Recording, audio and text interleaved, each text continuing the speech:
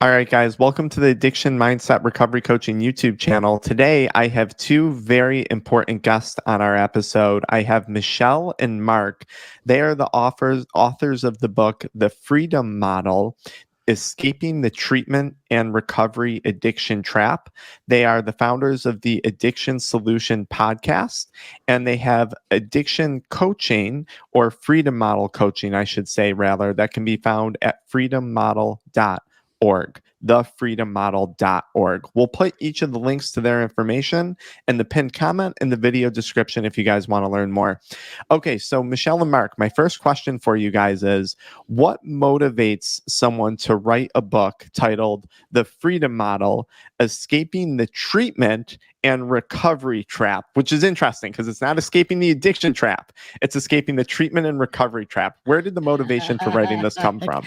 Go ahead, Mark. Yeah. So first of all, thanks for having us on. Thank you. Yeah. And I also want to give credit to Clean Slate also for writing a lot of the book with us. Yeah. And he did the majority of the bulk of the writing, and we did a lot of the backup work. So I was put in treatment at a young age, and I grew up in the cult of Alcoholics Anonymous with my mother and my siblings, all who are active members throughout my youth.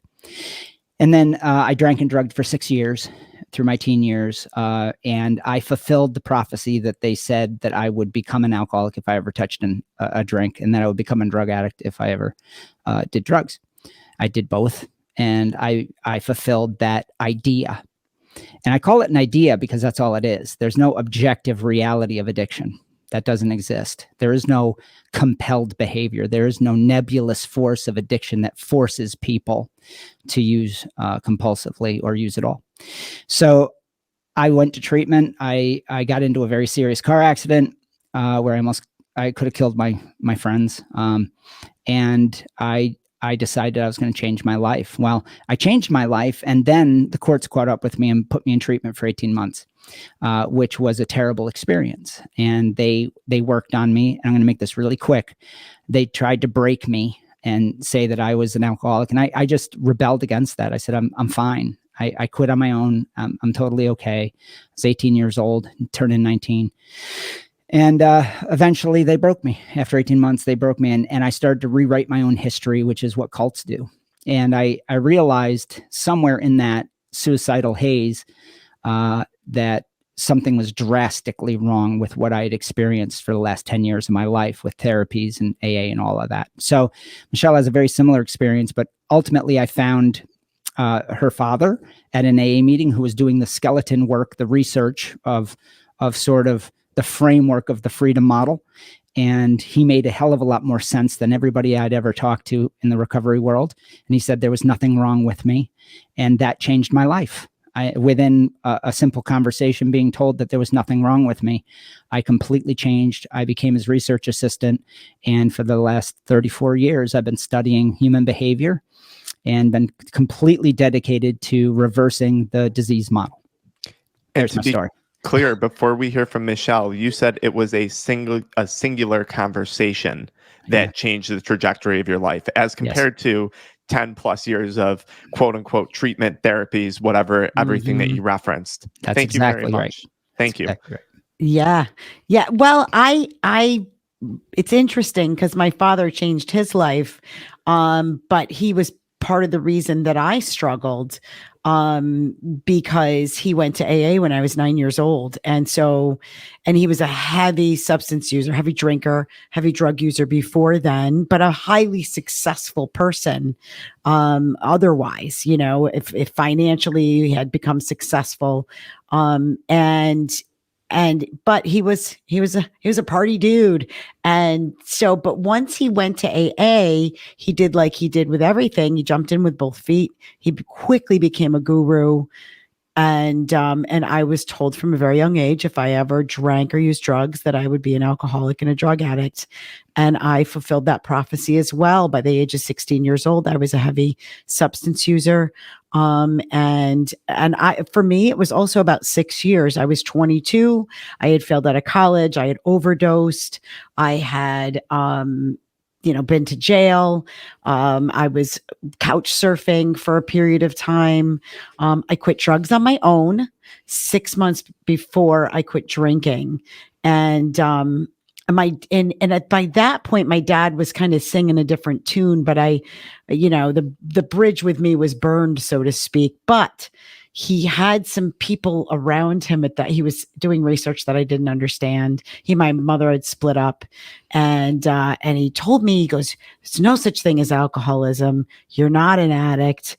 There's nothing wrong with you." Well, by then I had 3+ years of college, of undergrad work in psychology and addiction studies, as a heavy substance user under my belt. And I thought, well, now you're just crazy. Yeah.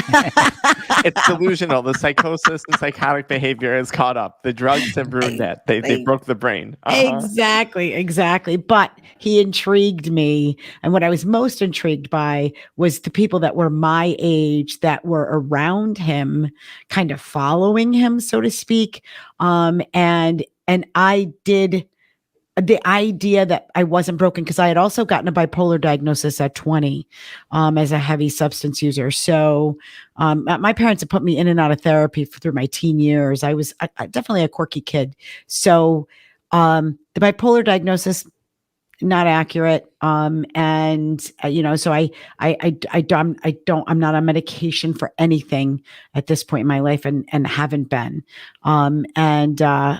But I had emotional challenges like a lot of young women, and which I addressed after I solved my substance use problem, very separately, which is basically what we do with the Freedom Model as well.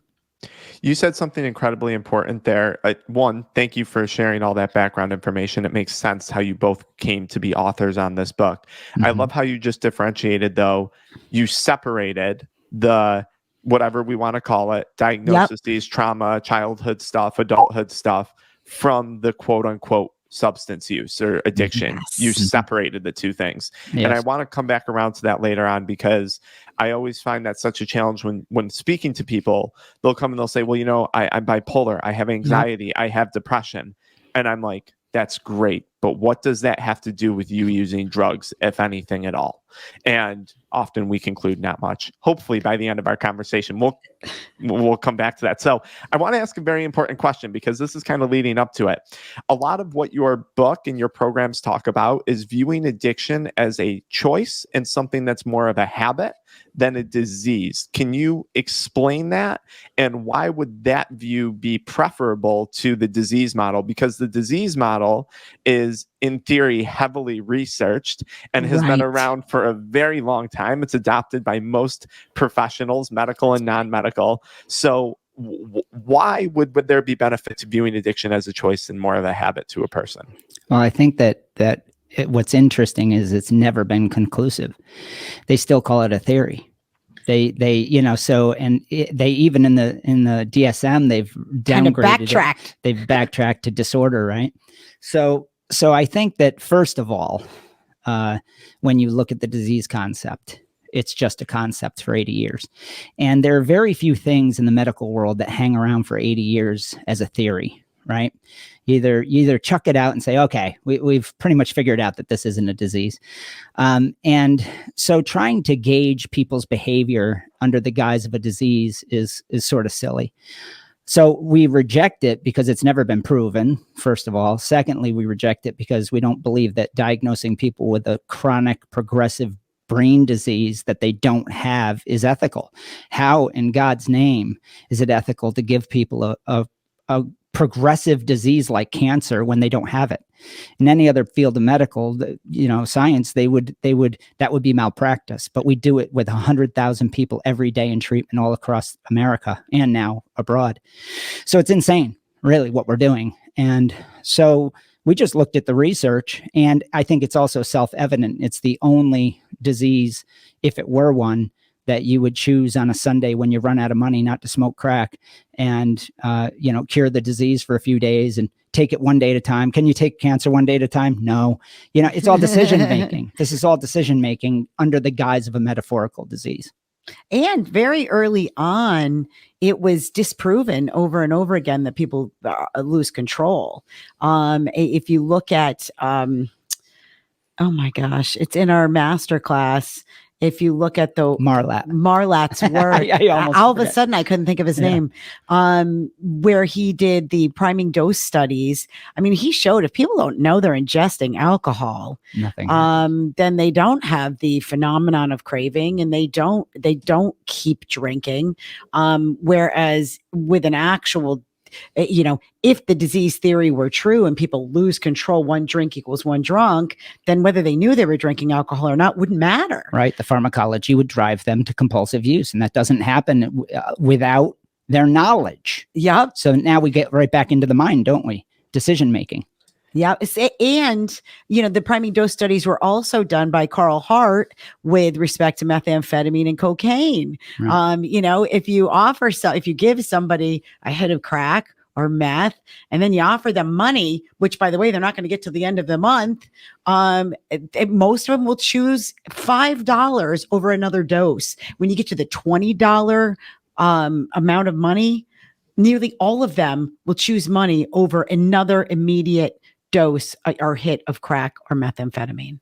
So what I'm understanding is it's a lot of culture. So let me take take anything, alcohol, cannabis, nicotine, whatever the substance is. Yep. A lot of that, maybe we'll say craving and drive for repetitive use, is driven culturally in what we hear. You smoked a cigarette, you're going to be addicted to cigarettes for the rest of your life because cigarettes are addicting.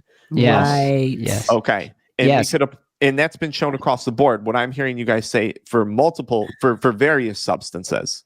Yeah, absolutely. It's cigarettes are one of the most quit substance on the planet. I mean, if you get especially people our age, we're in our 50s. If you get 150 somethings in a room and you say, how many people have smoked a cigarette? I'm guessing 95% will raise their hand. It's over 90%. And how many are still smoking today? And it's probably more like 20%. Because for the most part, nearly everyone quits all substances. When you look at the NESARC data, it's more than 90% of people who qualified as having alcohol use disorder have successfully stopped, or half people moderate. Right, to non-problematic levels when without treatment. Right, yeah, this as a function of age. With treatment as a function of age. So humans evolve past habits with boring regularity. We're habit creating machines.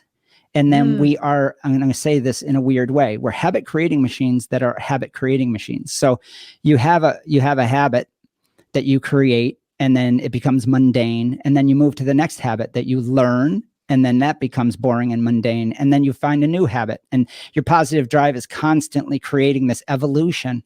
So this idea that we get caught with one weird thing for the rest of our lives and it's inevitable is bullshit. It's just not true.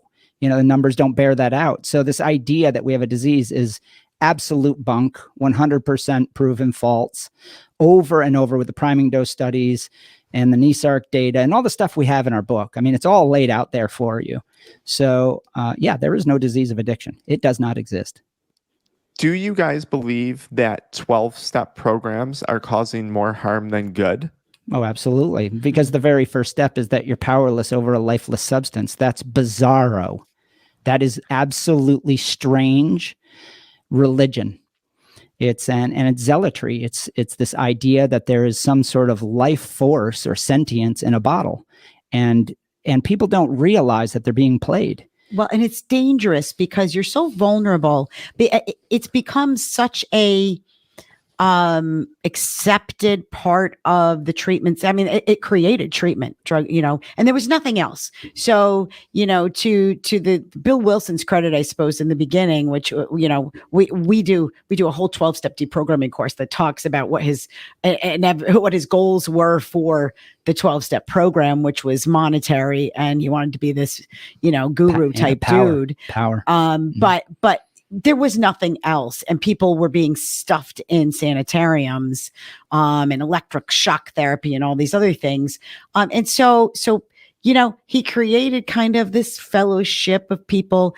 And so there's a lot of people that look at it and go, oh, it's helping a lot of people. Well, what they don't see is the idea of powerlessness. And when you look even at the early research that was done with 12-step programs, the idea of powerlessness actually increases binge usage by 9 times over showing somebody a choice-based, over motivational interviewing, over a whole bunch of other methods that don't involve saying, I'm powerless. This is fascinating to me. So also contrary to 12-step programs would be the idea of moderation. A lot of 12-step programs, moderation is a big no. I've always found that to be dangerous, although I don't personally moderate at this time in my life, but because people would go back to moderate use, you failed, you screwed up, you're out of the group, you're out of the program, and maybe this has become a very intimate part of this person's life. And you'd see people take their lives over these levels of disappointment.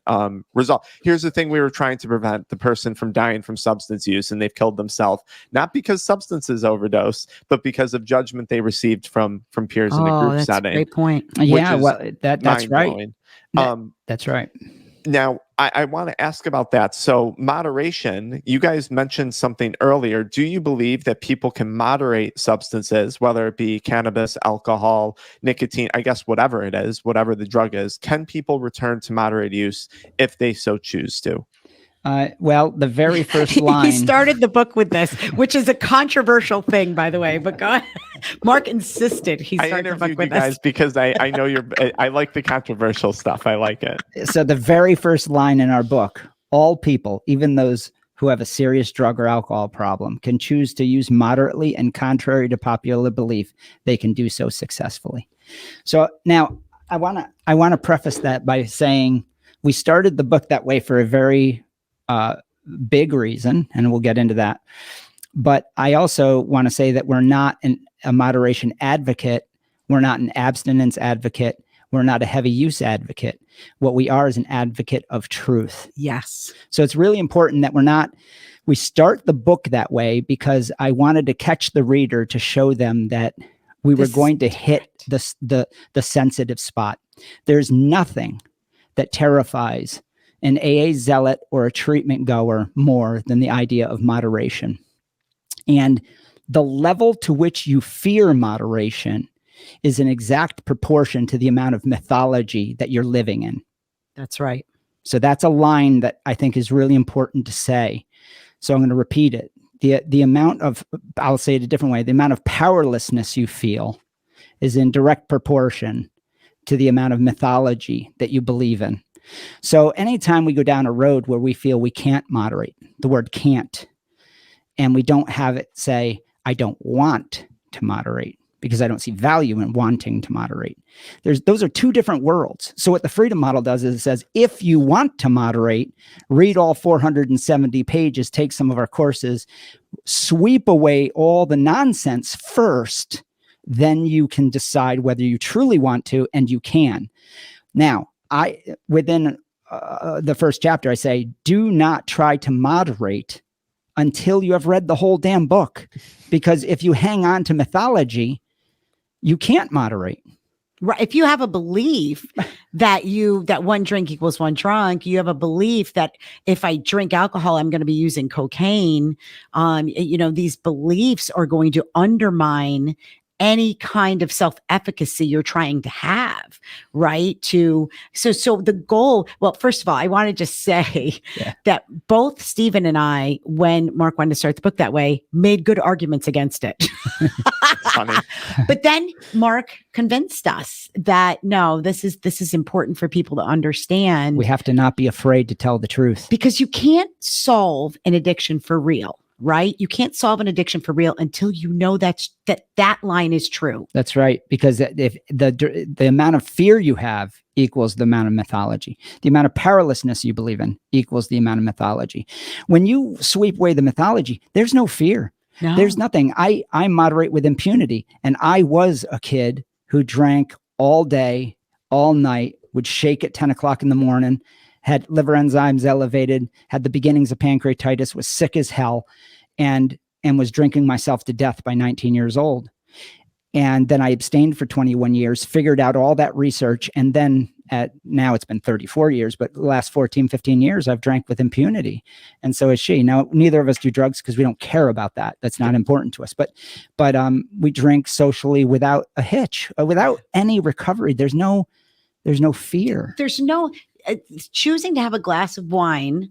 For me is no different than choosing to have a lemonade.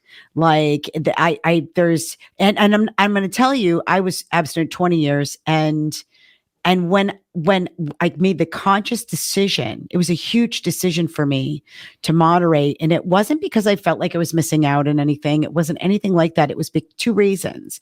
It was because I had kids that were growing up to be teenagers who were learning all of the mythology that alcohol, and my husband was also abstinent. We met. He was Mark's best friend from childhood. He had been in AA a year and a half when I got there. So we were both like, our kids knew our history, and we wanted to show them alcohol has no power. Just because you were born from parents that have both had an alcohol problem doesn't mean you're going to have one. There's no genetic component to that. That's right. And so I needed them to know that. And if I'm going to teach people they can moderate, I had to know unequivocally that it was true for me. And so but Mark didn't. I did have a lot of still, even though I knew a lot of stuff intellectually, I had a lot of emotional baggage from the almost 10 years I spent in AA as a member and the 10 years I'd spent in AA as a child of somebody in AA. So I had 20 years of mythology that were still working on me emotionally. So I needed to know unequivocally, alcohol doesn't have any power at all. Right. Zero. I think that's extremely powerful. What a testimonial that is to the work that you guys have done and written. And again, though, to your point, it is very powerful because it proves that you believe in what you've done, but it's also not like, it's not a big deal. Like it's not a big deal also. Right. So it's like, it's powerful, but it's not that mind grab. Like you said, it's no different from having a glass of lemonade too. Exactly. So I want to be clear on what I was saying there is not to confuse someone into thinking like, oh, that's so, no. Good. You're done drinking. You don't care about it. You're showing your kids. And I think that's important. I work with a lot of young people, and so many times at a high school level, they'll come in and they have substance use issues and stuff. And it's, well, my dad drinks and my mom's addicted to drugs. So, I'm just doing what I was born to do. Yeah. That's what I thought. Yeah. That doesn't make sense though. It's like, you're not though. You're conscious of it. You're telling me exactly what you're doing. You're not making some blind behavioral decisions. So anyways, I wanted to go back to this because I wanted to comment on something regarding fear. When we use drugs out of habit or as a coping mechanism for fun, recreation, whatever it is, but in this case, I want to say to cope with life, which to me actually makes a lot of sense using substances to cope. I don't think this is some outlandish thing. The substance it's easy access, it's very fast acting, and it can change the way that I feel almost instantaneously.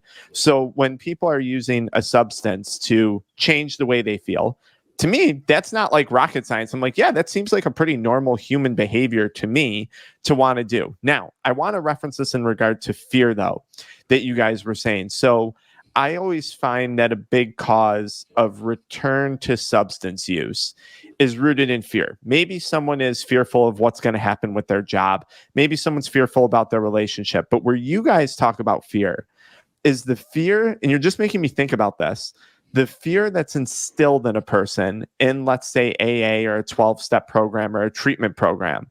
And I would wonder, you just have me thinking like a thought experiment, like they're constantly living in fear. Well, if that person has spent the last 10 years of their life in active substance use, coping with fear in other aspects of their life with substance use, isn't going back to drugs going to be inevitable if they're still living in fear? Yeah. And this is just going through my brain as you were talking. And I'm like, wow, I wonder if there's any connection there. Well, there's a huge connection there. I mean, most of the people that we coach have been to 2 or more rehabs, and they've been to, relapse prevention classes there, and here's the problem with the coping idea. What you said is right.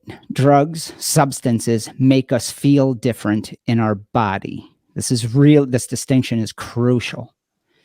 But drugs don't change our mind for us, but we believe they do, because the marketing from cartels, from booze companies, from big pharma is that substances biohack the brain, and therefore the brain is then changed, which then changes your mind for you.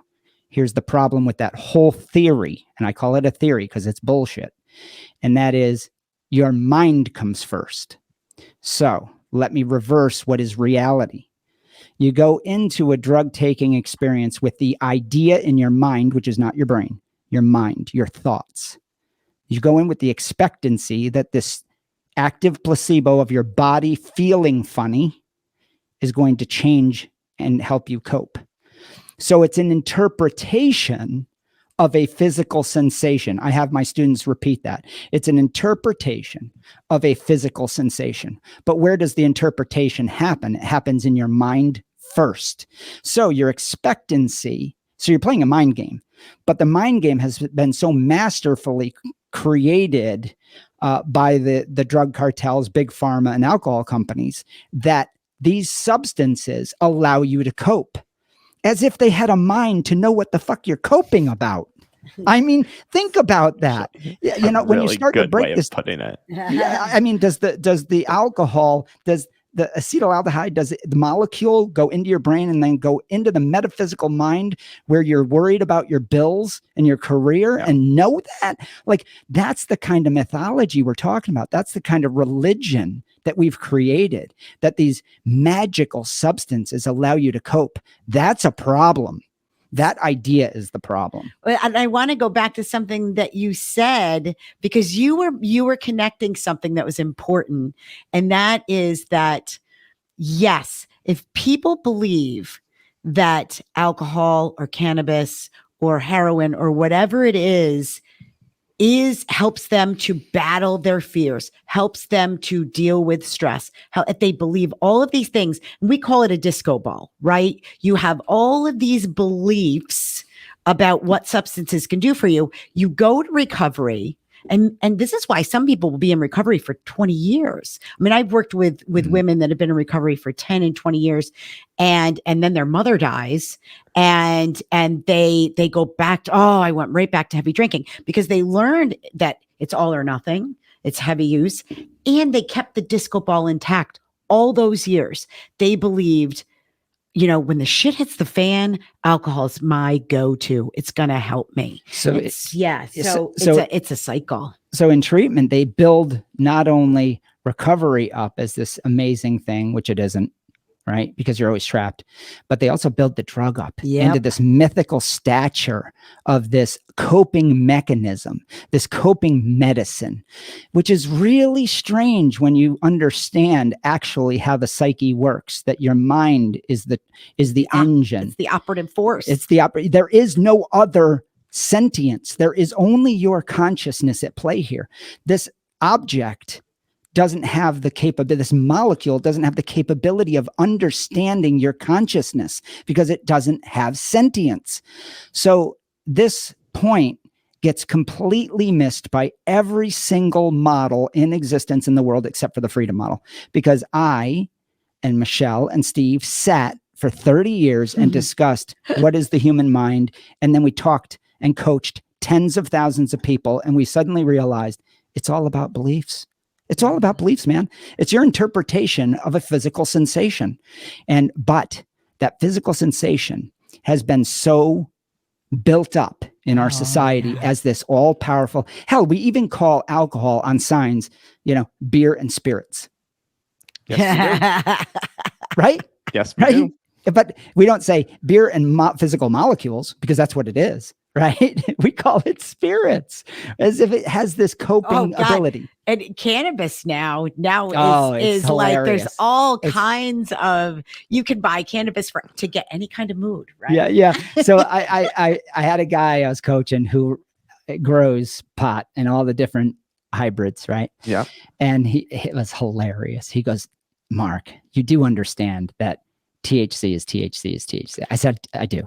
It's exactly like alcohol. You know, you can have a bottle of bourbon or beer, but the operative thing that makes you feel funny is acetaldehyde eventually. It's the same identical all molecule in every kind of alcohol. So he said, you know, we have these signs in our outlets where, you know, you want to mellow high. Do you, this one might make you paranoid, you know, and it goes through this whole thing and he goes, This will give you energy. He goes, my God, the freedom model says it. It's just an active placebo. It's all the same compound.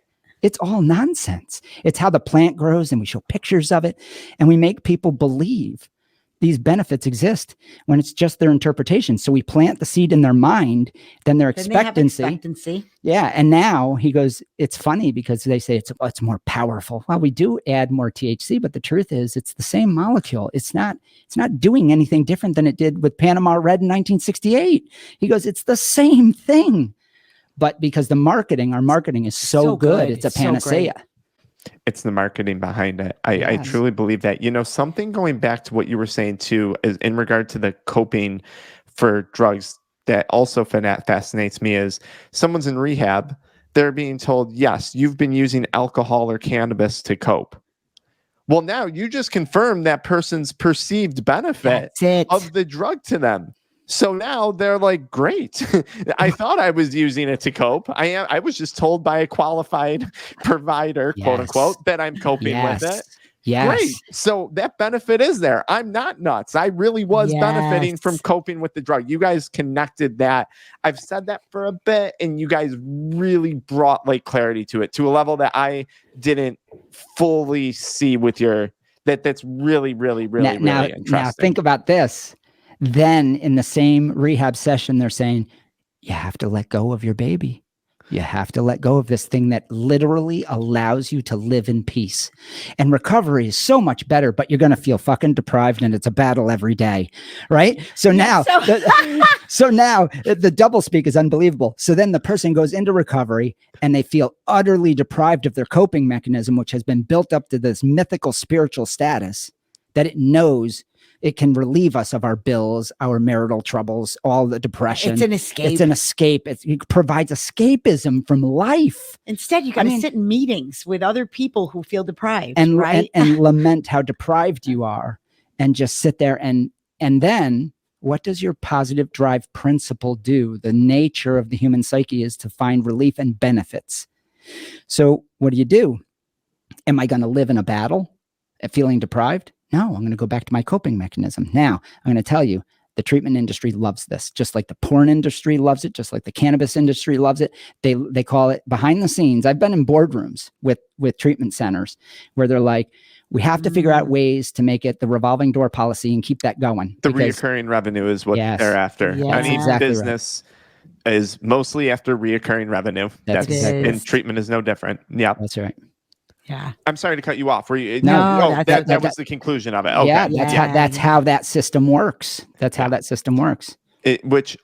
Now, going on from there, actually, I'll say something too about cannabis. That's funny because we were talking about it and people get so defensive of cannabis. That's a lot of what I do on my channel is cannabis. So I'm used to the bombardment of commentary, but it's funny because people will say, no, the CBD and the CBN and the CBG1 and the different blends and this hybrid that, yes. But this is the other funny thing that people don't realize too on that marketing is you can't give me a substance. I don't have a clinical trial on Frank Michalski when he takes this strain of cannabis that I'm going to feel lightheaded. And also, by the way, Frank Michalski might have also drank alcohol and hit a cigarette at the same time. And had a fight with his wife. I just got a big fight with my wife. And you're going to tell me that this hybrid sativa, whatever strain is going to make me feel light and airy? BS. And that's my commentary to all the people are going to come out and be like, he's wrong. Don't you know this blend? No, you don't know because I don't have clinical studies on you. And even if I did, I don't know if I'd believe the studies. Now,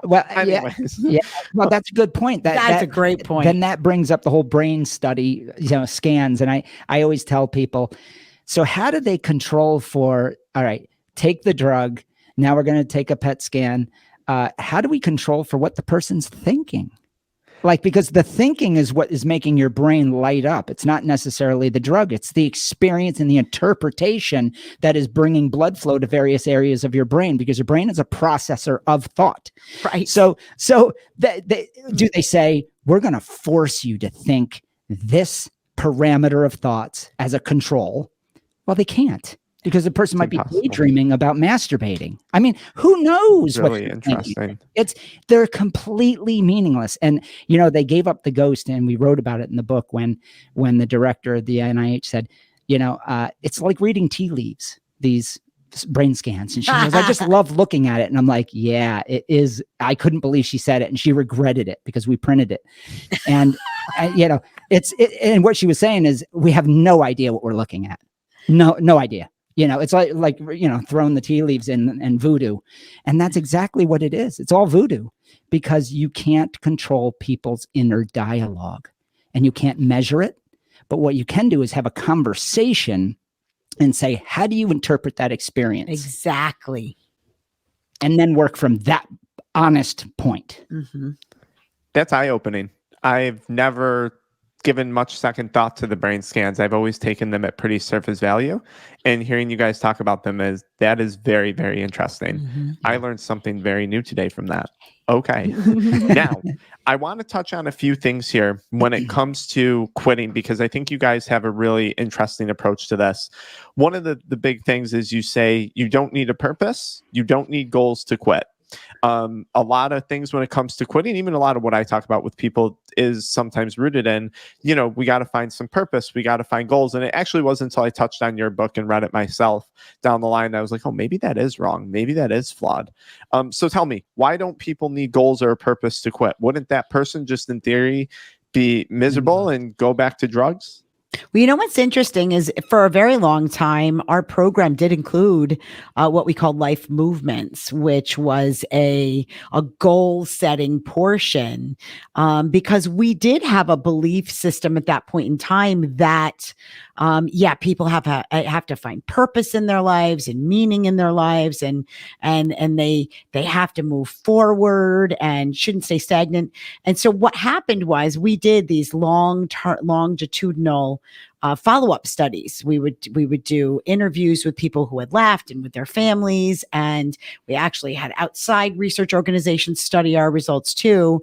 And what we found is, the people that didn't follow through on their plans, you know, maybe they set up a bunch of goals with us. These are people that came to our retreats. The people that didn't follow through on their plans were just as successful as the people who did. Like, so there was zero correlation between having this goal-driven, purpose-driven life. The people that were successful at quitting, and at the time we were abstinence-based organization, so we really were measuring the people that had chosen abstinence. The people that were most successful at quitting and staying abstinent were the people that found that they were happier that way. I mean, it was that simple. Yes. It was they saw the benefits of not using outweighed the benefits of going back to heavy use. Now, I want to make a quick point about that. So it's not costs and benefits. We never look at cost in the freedom model. It factors in on its own. You don't have to worry about costs. So what they saw was the benefits of not using over the benefits of using. And by clarifying that the benefits of using are mostly mythical, you take the status of that drug, you devalue the drug experience to where it rightfully belongs. I always tell people, we take it off of the altar and we put it in the medicine cabinet or whatever, in the cabinet. And so once you devalue that experience and people realize this is just a molecule that doesn't do anything, then all options are open. But here's the point. They don't have to have purpose, because the thing that they thought they were coping with that was providing them all these benefits, all of a sudden the benefits don't exist. So it becomes meaningless to them. So it becomes just like going from a bicycle to a car. The guy that gets in his car for the first time and abandons his bicycle in the driveway doesn't sit there and say, I got to get in my car so I don't get on my bicycle. No, he just gets in the car and drives, because that becomes meaningless to him. So when we interviewed these people, I said, did you follow your goals list? Because I did this with people. I was big into it. I built all these systems of purpose and all this stuff. And they said, not really, dude. I got home and I realized that I went back to work. Yeah, getting fucked up was kind of stupid because you showed me that the drug doesn't do what it says it does. And I guess I just don't need it anymore. And I was like, oh. Yeah. And that's when we started this last iteration. And that was, it took us 20 years of following up out with people to figure all that out, to be like, oh, that stuff isn't really important. And because if you don't believe that, that getting drunk or high cures your boredom, then you won't go to it for that. That's right. Then you're okay with being bored. Mm-hmm. All of a sudden being bored is not a big deal anymore. Or you don't out that being not only is being bored not a big deal, but you figure out being bored is a choice, and I can go do this because you're clear-headed. Mm-hmm. And suddenly your positive drive, which is chapter 7, you suddenly start realizing and looking outward. You're gazing outward naturally. I don't have to teach people goals. Human beings are incredibly, incredibly smart problem-solving creatures. So I realized that my job, this book, and everything that we do is all about demystifying the bullshit. Yeah. Because if I demystify and show people that the drug doesn't contain addictiveness, it doesn't contain coping mechanisms, it doesn't contain a spiritual entity, then they're not going to want something that doesn't serve them. And it's very simple once you get all the mythology out of the way. It's a fantastically organized way of putting it. That is very, very, very well done. And I think your book does an exceptional job.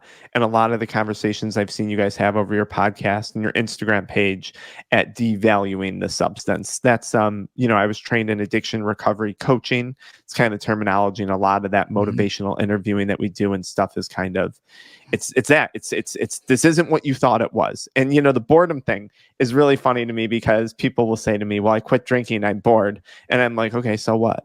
And they're like, what do you mean? It's terrible. And I'm like, are you in solitary confinement bored? Like, have you been jail bored? Like, it can't be that bad. Like, you're talking to me on an iPhone. Like, I don't know. Like, and I say, that's like, great. Kidding, but it's true.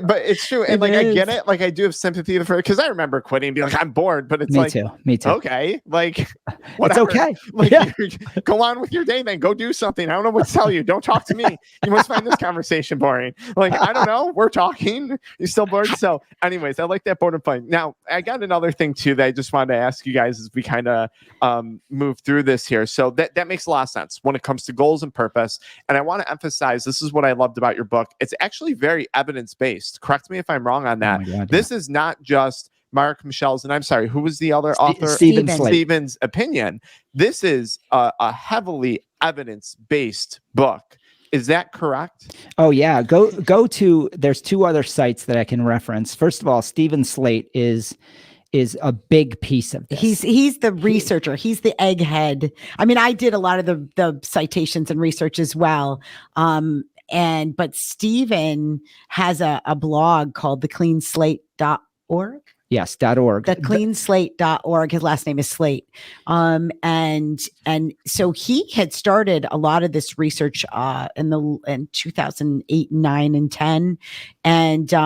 And he's in college textbooks, and he's I can't say enough about Steve, really. He really is a big piece of this. This collaboration between the 3 of us just worked.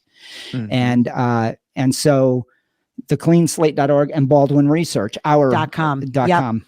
Right, baldwinresearch.com. That's our site. That's our. We will link those all in the pinned comment, guys, in the video description for anyone watching this. And so that'll give people the background of all the research that we've done.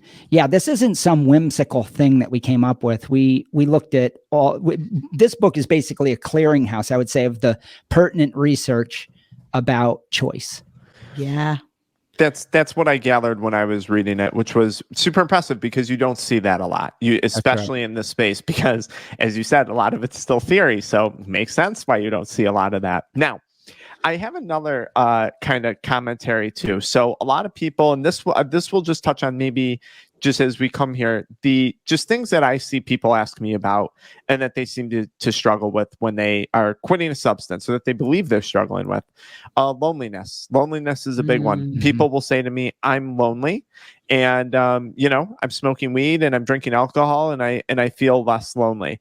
Which, for that, I definitely think I have a little more sympathy than I do with the boredom. Now, when I quit, I wasn't married. I didn't have kids. I didn't have a lot. I had a career. I didn't have a ton going on. But what do you have to say to someone who would say to you, look, I get it, it's all good, but I'm lonely? Do you have commentary to that? Yeah, I do. First of all, I grew up intensely lonely, and I know Michelle did too.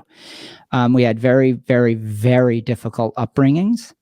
And so we were very well acquainted with the idea that alcohol was a vehicle for socialization for us.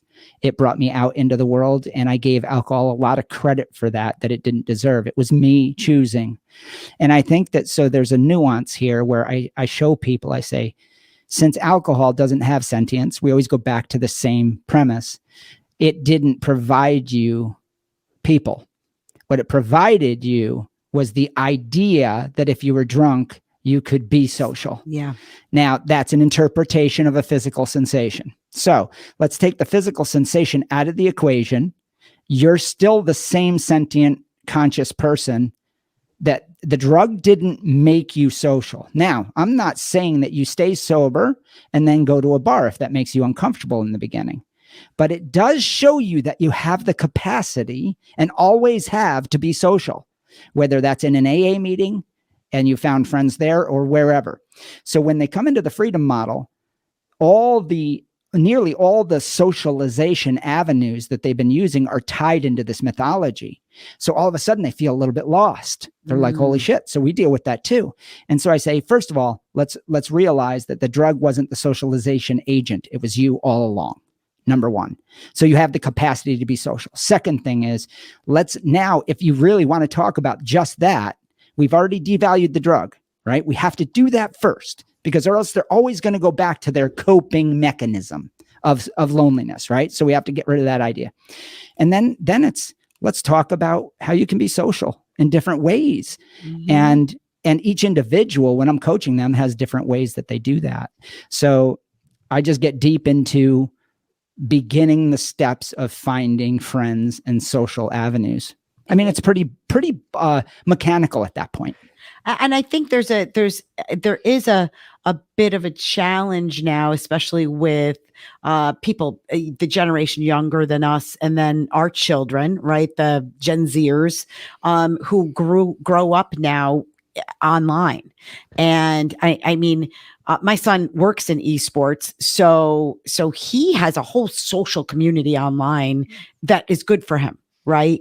And so I when we work with very young people, and because I think for me, going to AA did provide me some socialization, albeit not that healthy.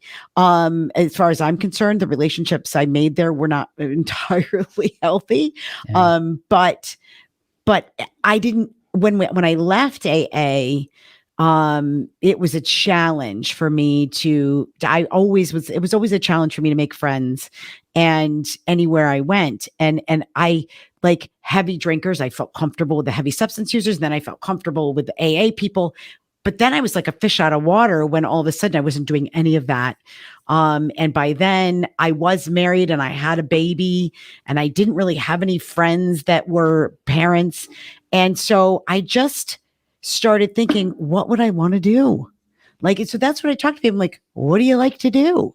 You know? And so I did a whole bunch of crazy, like different things. Like I joined a volleyball league at the Y. I Became a firefighter. I became a volunteer firefighter and an EMT. Like, I mean, I don't, because my husband did it. And so I'm just like, Mark calls it swinging the bat. You just kind of figure out what you want to do, and then you'll meet people, and the people will come. And I think too, what Michelle is describing also is that it's not a linear process. It's not a clean process. Figuring out how to be social I was a completely retarded person in that regard. Yeah. I was socially awkward. I was very awkward. I was frightened. I was sensitive. I was goofy. And so I had to figure out, I had all these liabilities socially. So for me, I looked at, what did I always want to do? Well, I always wanted to be a drummer. So I bought a drum set and I got lessons, and that got me out of the house. And then I said, I want to be a boxer. And that really changed my life. And then obviously doing the research and talking to people. And all of a sudden I realized I had a whole bunch of life experience that I didn't even realize I had. So I think it's just swinging the bat. I tell people, if you swing the bat and strike out and you're like, wow, that sucked. I didn't like that. I'm alone still. I met crappy people. Yeah, I got hurt again, whatever. Just keep swinging, because it's no different than baseball. You will hit a home run eventually. And the other thing is, when you swing, when you try, there's something in the universe that switches where certain doors start to open, but you have to do it with intention. And that's not this goofy self-help bullshit that you hear about. You really have to swing and just keep doing it and keep doing it. And eventually I started with nothing. I mean, I was literally homeless, no license, no money, nothing. And I built an entire world for myself. That is both.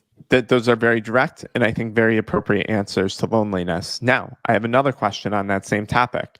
People will also say, great, I've quit substances. What's my reward now? If I'm not going to have a drink, and let's say this person has concluded, like, they agree, like, well, maybe not then. Maybe they don't agree. Maybe they're still holding on something. What's my reward? What would you say to that individual? I don't drink, I don't smoke, I don't do this. What's my reward then at the end of the day? After 12 hours, the kids fall asleep at night. What's my reward?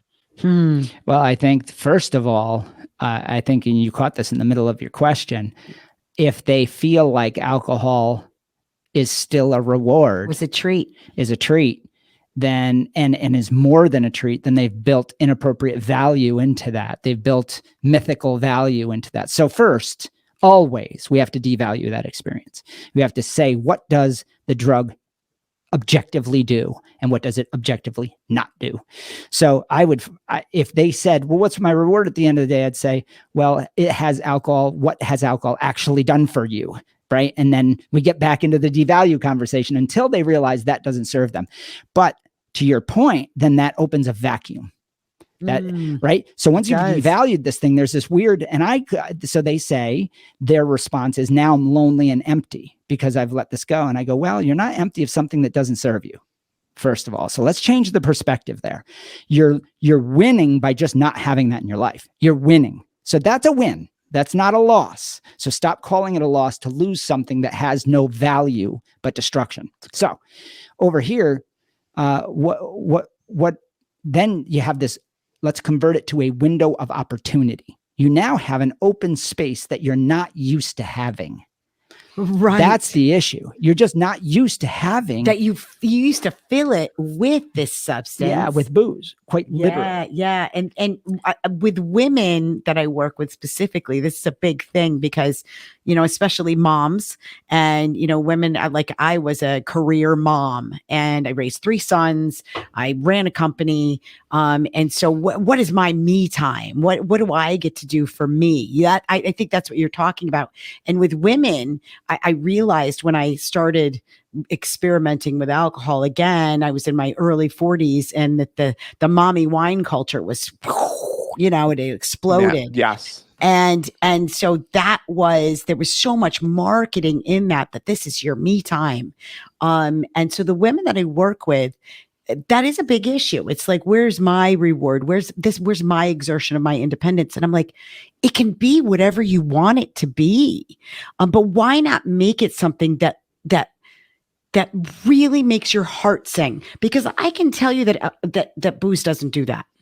Booze doesn't do that. And so it can be, I mean, for me, honest to God, it is walking.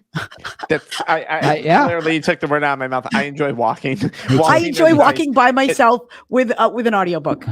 That's literally, and people don't realize too. I say, like, I guess from maybe a physiological standpoint, when you're done with the drugs and drinking and stuff like that, other things become more exciting again eventually. They sure you know, do. maybe not right off the bat, but like, I mean, I remember when I first quit, I'd like walk, and I was gonna say, I don't know about this, but like I was having more Me fun too. watching porn, drinking high, like, but Yeah, whatever, yeah, I'll yeah. just walk.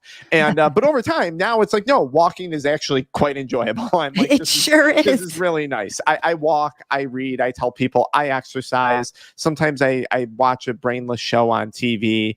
Sometimes I scroll social media mindlessly, and you know, people will judge that. But for me, it's just there's a lot of other things to do. That's why I tell people, I'm like, there's many ways to reward oneself at the end of the day. It's just, what do you want to do? A lot of, and I guess I'll throw this out there.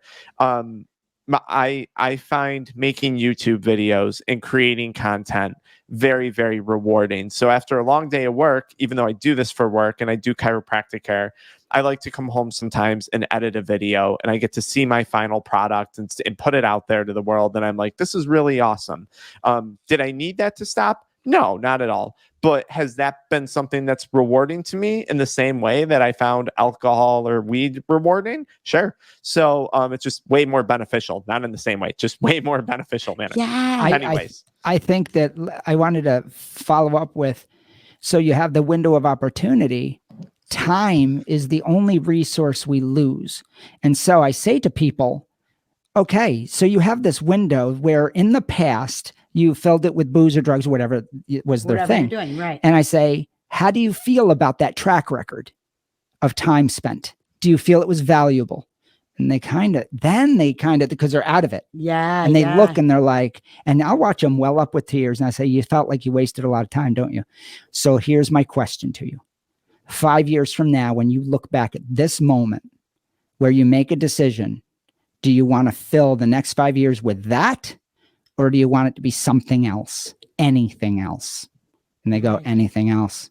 I go, then start today. Swing the fucking bat. Just start anything. I don't care if it's knitting. I don't care, because it's going to be better than that track record. Yeah, that's why I thought of it. You know, we laugh at that, but truthfully, it's satisfying. Well, I mean, creating, Mark's a painter. I mean, creating but sometimes, and this is the other part of it too, like judging behaviors. You said that about judging, you know, scrolling social media.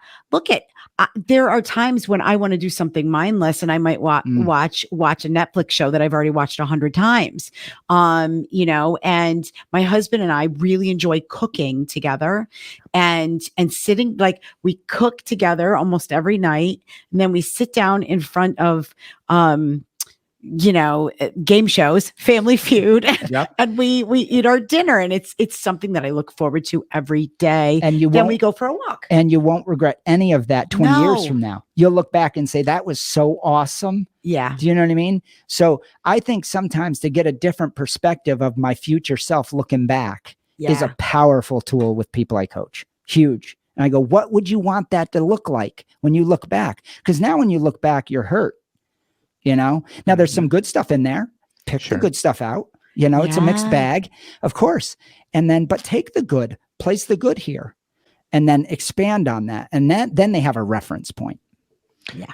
That is incredibly powerful. And I would almost want to end on that note, but I have one last question that I think is important, but that would have been the perfect point to sum up. But I do want to ask this, because I see this a lot. So many people will quit substances in hopes of feeling normal, quote unquote. Oh, I just want to be like everyone else. I just want to not have this disease. I just want to get back to normal.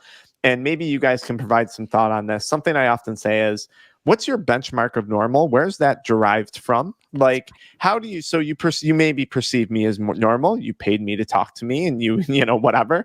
But it's like, so how do you think I feel? How's a normal person feel? And what would be your guys' response to that? Because is quitting drugs, is there still anxiety, anger, irritability that comes up in life, or does that stuff go away without the substances? So what's normal, and what can be an expectation for someone quitting? Because I think sometimes there's just not, I think sometimes expectations are a little misconstrued. I agree. You know, it's an interesting thing because when we coach people, you know, I think there's a perception, and I know there was with me, that I want a point in my life when all my emotional issues are settled, when when every day is happy and easy. And like, I think that's the perception that people have when I, solve my addiction. I'm never going to struggle with anything the rest of my life, which of course is not possible. Like Mark and I always say, life can be a shit show on a good day. And, there are so many challenges that come up. And I think it took me to be in my late 40s when I started menopause to realize that there's going to be challenges in every day, and every day I'm not going to wake up and feel amazing. And there are some days I'm going to wake up and I'm going to be on the verge of tears all day, and it's okay. That's normal. That's what life is like, and it's not the end of the world. Just like you can interpret the physical buzz as whatever you want, I can interpret my moods at whatever way I want. I can interpret feeling exhausted, having a terrible night's sleep. I can interpret that the next day any way I want. And so I think if somebody has a goal of being normal, I think being normal is knowing that everything in life is temporary. Like, it's totally temporary, and that ultimately in my mind, I have ultimate control. Yeah, that's huge. I think that's huge. I was just thinking, one of the things that I have as a person is a tremendous resiliency. And I was blessed with a horrifyingly bad childhood. And I say I was blessed because I remember being 10 years old and climbing onto my roof, and I was going to jump and commit suicide. And my mentally disabled aunt came out, who I had to take care of, and stopped me. And that was a low point in this really dark childhood I had. And I remember sitting lonely and asking God why all this bad stuff was happening to me. And I didn't feel safe in my home. I didn't feel safe out in the street. I was the neighborhood pick on. I was small. I was sickly. I had problems, physical problems. So I remember thinking, this is horrible. And because I had no place of safety or no adults that were going to take care of me, I had to go inside myself and find solutions. And that was the most beneficial thing that's ever happened, because when I did quit, my life was totally shattered, right? I had no friends. I had a bad reputation. I had no license, no money, no home, no anything. I was okay. I was okay. I was like, I've been here. I was here when I was 7 years old and my mom left. I was here when I was 8, 9, and 10 when I was up on that roof. And so I don't think a lot of people have that, though. I don't to that degree. So they didn't have to look inside their mind and understand themselves the way I had to. So that's a rare experience. And I've talked to maybe, I'd say 10 people that had something that was really similar to that I've coached out of tens of thousands. So I think most people get to a spot like that, maybe at midlife crisis after their divorce, and they're facing that for the first time. So what I do is I share what I experience, and I say, listen, your mind is capable of reframing anything. And then I have them read Viktor Frankl's Man's Search for Meaning. And I say, you think you had a bad day? Now, when we compare their bad day to somebody else's, that's kind of meaningless. But the fact that Viktor Frankl could find some meaning and happiness in Auschwitz and it's a short book. I have them read the first half. It changes their life, because they're like, oh, I have a mind that is not physical. So most of our problems are based around the security of our body in this physical world we live in, and our physical being with another creature called a wife or a husband and a family, and how we cohabitate with that, and our interpretations of that whole system. So if I start to be able to figure out, oh, I'm not dependent on my wife for love, or I'm not dependent on this job, I really can go out and get another job. I can reframe this. I can, and that it's temporary. What she said is fucking crucial. So that's what I do with people. And I say, I've been through all this. You know, as a coach, I have faced death and looked at it and had 2 suicide attempts. I know what it's like to be dark. So, and come out of it and have a really blessed, amazing life, right? From nothing to 3 beautiful kids, a beautiful marriage of 23 years, all this stuff. So I give them hope. But I think understanding that your mind is separate from this whole shitstorm we call life, because it is a shitstorm. I mean, I tell people, if you walk outside and you just sit in a field, you'll literally be eaten by bugs. You'll get burned. You'll dehydrate, and you'll be dead in a week. Right? Right. That's what inactivity can do. Wild thought. So the world is kind of gamed against you. We get it. We're all in the same sphere, spinning wild around. It's thought. always going to be that way. But you have a mind that makes it so you get out of that field, go get a sandwich, figure it out, and that's Put on some sunscreen. Yep. the miraculous mind. We have, as a culture, forgotten that we are thinking creatures. And so I always remind people of that. So there's my answer. Long answer. That is fantastic. Listen, I had a blast during this. I want you to tell us, guys, reiterate to me the title of the book, the programs that you offer, and the name of the podcast, please, where people can learn more. Okay, so probably the easiest way for a program is our newest series, the Solution to Addiction workshops, and they're pre-recorded 3-hour workshops that tell people how to completely move past their problem. And we have that for substances and for PMO and sex addiction, porn addiction. And they're pre-recorded, very affordable. The book is The Freedom Model for Addictions, Escape the Treatment and Recovery Trap. We also coach people, Michelle and I, where people fly in for 2 days and we teach them personally, two-on-one. And that is what we call the Complete Addiction Solution Program with Michelle. Whole year of follow-up. Yep, with a whole year of follow-up. Yep. So that's the most comprehensive. But we have, you can learn about all our different coaching packages. There's I coach women primarily one-on-one. We have a great 3-session coaching package that goes with the solution also. That's all at thefreedommodel.org. Yep. Everything you need is right there at thefreedommodel.org. Excellent. We will have that linked in the video description and the pinned comment for anyone who wants more information. Well, I had a pleasure. This was truly a lot of fun. There's other people that I think I would love to connect again in the future on this, and that I think you guys would really enjoy talking to that I've come across, and we'll see what the future holds. But really, thank you for your time today, and thank you. Well, thank thanks you for so having much, us. Frank. It Of was course. a pleasure. It was awesome. It's fun. All right.